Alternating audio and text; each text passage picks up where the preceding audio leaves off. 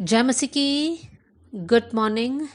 आज सुबह प्रभु का वचन हमारे लिए पहला शमूएल अध्याय 10 आयत 22, फर्स्ट सैमुअल चैप्टर 10 वर्स 22 आपके लिए पढ़ना चाहती हूँ। तब उन्होंने फिर यहोवा से पूछा, क्या यहाँ कोई और आने वाला है? यहोवा ने कहा, सुनो, वो सामान के बीच में छिपा हुआ है। यहाँ पर किसके बारे में कहा जा रहा है? 10वां अध्याय और उसकी 17वीं आयत से लेकर जब हम पढ़ते हैं, हेडिंग में इस प्रकार लिखा है, राजा के रूप में शाऊल का अभिनंदन। इजरायली लोग प्रभु के सामने एक मांग रखे थे और वो ये था कि हमें दूसरे राज्यों के समान हमारे देश के ऊपर भी एक राजा चाहिए। परमेश्वर उनकी इस विनती से खुश नहीं था, लेकिन फिर भी परमेश्वर ने उनकी इच्छा के अनुसार उनको एक राजा देने के लिए तैयार था।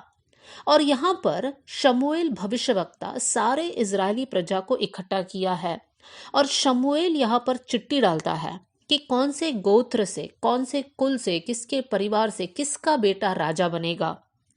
और चिट्ठी डालते समय चिट्ठी कीश के पुत्र शाऊल के नाम पर निकली।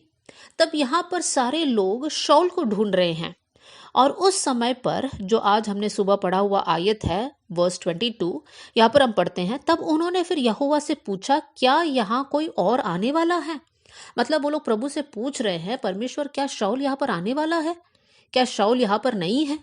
इस प्रकार का एक सवाल वो लोग प्रभु के सामने रखते हैं। तब परमेश्वर यहोवा कहता है, सुनो, वो सामान के बीच में छिपा हुआ है। यहाँ पर परमेश्वर यहोवा लोगों को बता रहे हैं कि शाऊल जो अगला राजा बनने जा रहा है वो छिपके खड़ा है। वो है वहां पर, लेकिन सामान के बीच में छिपकर खड़ा है। अब सवाल ये उठता है कि शाऊल क्यों छिपकर खड़ा है? क्या शाऊल को नहीं पता कि वो इजराइल का राजा बनने जा रहा है? पहला शमूएल अध्याय 10 और उसकी पहली आयत से लेकर जब हम पढ़ते हैं, वहां पर हम देख सकते हैं कि शमूएल भविष्यवक्ता के साथ शाऊल अकेले में था। उस समय पर शमूएल एक कुप्पी तेल लेकर शाऊल के सिर पर उंडेलता है और उसे कहता है कि यहोवा ने अपने निज भाग के ऊपर तुझे प्रधान होने के लिए ठहरा है। मतलब भविष्यवक्ता शमूएल शाऊल से कहता है कि तू इजराइल का राजा बनेगा। उसकी 6वीं आयत में लिखा है, तब यहोवा का आत्मा तुझ पर बल से उतरेगा, तू परिवर्तित होगा, तू और ही मनुष्य हो जाएगा। ये सारी बातें शमूएल शाऊल से कहता है। फिर वर्स 9 में हम इस प्रकार पढ़ते हैं, जो ही उसने शमूएल के पास से जाने को पीठ फेरी, त्यों ही परमेश्वर ने उसके मन को परिवर्तित किया। और उसके आगे के आयत में हम पढ़ सकते हैं कि शाऊल भविष्यवाणी करने लगा। मतलब शाऊल ने अपने जीवन में एक अभिषेक को पाया, उन्होंने अपने जीवन में, अपने हृदय में एक परिवर्तन को अनुभव किया।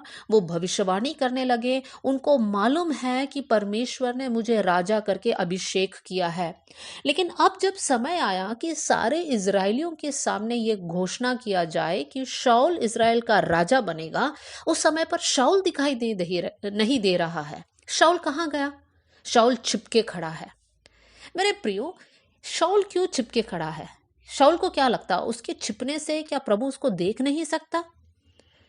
उसके अंदर एक डर है। उसको लगता होगा कि मैं काबिल नहीं हूं। लेकिन वहां से उसको ढूंढा जाता है और वो इजराइल का राजा बनता है। लेकिन आज हमें इस सवाल को अपने आप से पूछना चाहिए, हम क्यों छिपकर पीछे खड़े हैं? हम जानते हैं कि परमेश्वर ने अपना पुत्र को इस संसार में हमारे लिए भेजा। यीशु ने अपना जान हमारे लिए बलिदान करके चढ़ाया ताकि हम उद्धार पाए। हमने उद्धार पाया, हमने पवित्र आत्मा का दान को पाया, हमने वो अभिषेक को पाया है, हम वचन में बढ़ रहे हैं, हम सब कुछ सही से कर रहे हैं। लेकिन वो सिर्फ व्यक्तिगत रूप में हम कर रहे हैं। क्या हम प्रभु के लोगों के लिए कुछ कर रहे हैं? जब करने की बारी आती है तो हमें पता है हमें करना है, हमें पता है हमें सेवा करना है, हमें पता है हमें दूसरों की हेल्प करना है, हमें पता है कि हमें दूसरों को उत्साहित करना है, हमें पता है कि प्रभु के कलीसिया के लिए हमें एक आशीष बनना है। ये सब कुछ हमें पता है, लेकिन फिर भी हम नहीं करते हैं। हम छिपकर पीछे खड़े हो जाते हैं, ये सोचकर, ये समझकर कि हम काबिल नहीं हैं, हमारे अंदर वरदान नहीं है, हम लोग इस योग्य नहीं हैं। इस प्रकार के एक सोच को हमारे अंदर डालकर हम लोग छिपकर खड़े हैं। हम लोग बहुत सारी बहाने भी बोलते हैं कि हम बिजी है, हमारे पास वक्त नहीं है, जबकि हमें पता है कि हमें प्रभु के राज्य के लिए कुछ ना कुछ करना चाहिए। हमें दूसरों को प्रभु के बारे में बताना है, हमें दूसरों के लिए प्रार्थना करना है, हमें सेवा करना है। मेरे प्रियो, हमें शौल जैसे नहीं बनना है।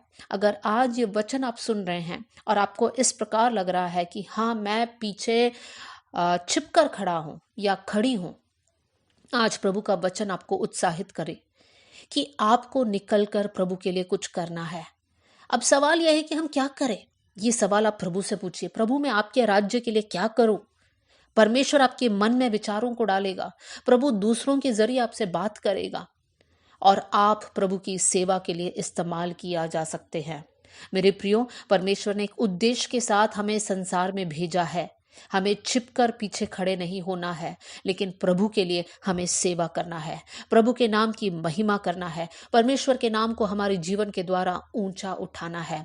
तो हमारी ये प्रार्थना होने पाए कि प्रभु आपकी सेवकाई के लिए मैं आगे बढ़ूं।